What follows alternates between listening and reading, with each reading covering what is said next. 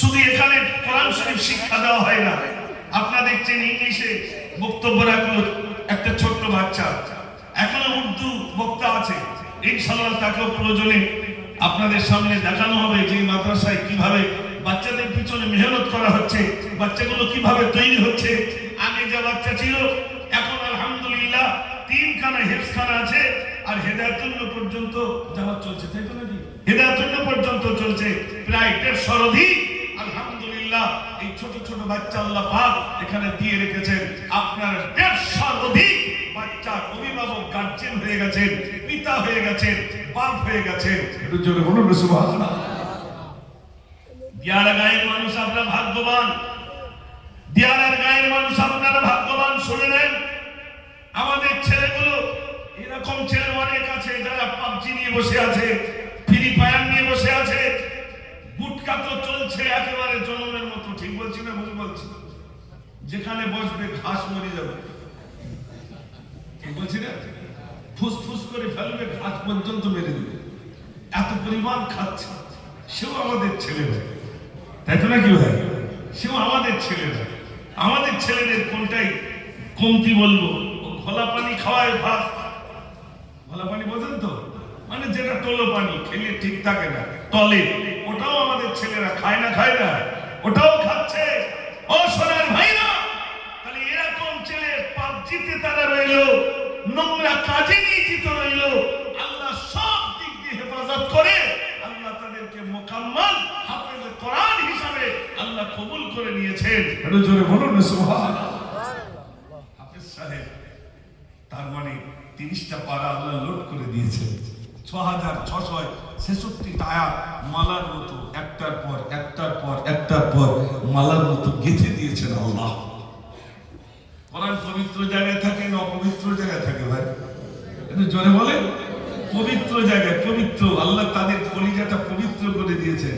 ইন্তেকালের পরে সব কিছু পোকা খেয়ে নিতে পারে, কলিজা খেতে পারবে ভাই? কেন বলুন তো? এখানে কি আছে? আল্লাহ কোরআন দিয়ে রেখেছেন, কোরআন দিয়ে রেখেছেন আল্লাহ রাব্বুল আলামিন। ও সোনার ভাইরা, কোরআন শরীফ তাদের দিলের ভিতরে আল্লাহ পাক কোরআন দিয়ে রেখেছে। কোরআনকে যদি জিজ্ঞাসা করে কোরআন তোমার নাম কি, কোরআন সঙ্গে সঙ্গে জবাব দেবে, আমার নাম হলো কুরআনুম মাজিদ, আমার নাম হলো কুরআনুম মাজিদ। কোরআনকে যদি জিজ্ঞাসা করে কোরআন তোমার নাম শুনলাম, তোমার বাড়ি কোথায় বলো, কোরআন সঙ্গে সঙ্গে জবাব দেবে, আমার বাড়িটা হলো ফি লাউহিম মাহফুজ, আমার বাড়িটা হলো লাউহে মাহফুজে। জোরে বলবেন না সুবহানাল্লাহ? ভাইরা আমার, কোরআনকে যদি জিজ্ঞাসা করে কোরআন তোমার নাম শুনলাম, তোমার বাড়িটা শুনলাম, তুমি কোন মাসে জন্ম নিয়েছো বলো, কোরআন সঙ্গে সঙ্গে জবাব দেবে, আমার জন্মের মাসের নাম হলো শাহরুর রমাদানাল্লাযী উনজিলা ফীহিল কুরআন। আল্লাহ রাব্বুল আলামিন আমাকে রমজানুল মুবারক মাসে নাযিল করেছেন। একটু জোরে বলা যাবে না সুবহানাল্লাহ? আজ তো বাচ্চাগুলো কোরআন শরীফ পড়ছে আলহামদুলিল্লাহ। আমি বলছিলাম যা সমাজে কোরআন পড়নেওয়ালা নাই, কোরআন পড়নেওয়ালা নাই, এই যে ছেলেগুলো, শয়তান চায় না যে এরকম পড়নেওয়ালা তৈরি হয়ে যাক, কোরআনে হাফেজ হয়ে যাক। 25 পারা হয়েছে, 25 পারা পালিয়েছে, আর 5টা পারা তার নসিবে হয়নি। 20 পারা হয়ে গেছে, পালিয়েছে, আর নসিবে জুটেনি। 28 পারা হয়ে গেছে, পালিয়েছে, আর করবো না। কি করবে? আর একবার যদি মাদ্রাসাতে স্লিপ খায়, সে হয় বড় ডাকাত হবে না বড় চোর হবে।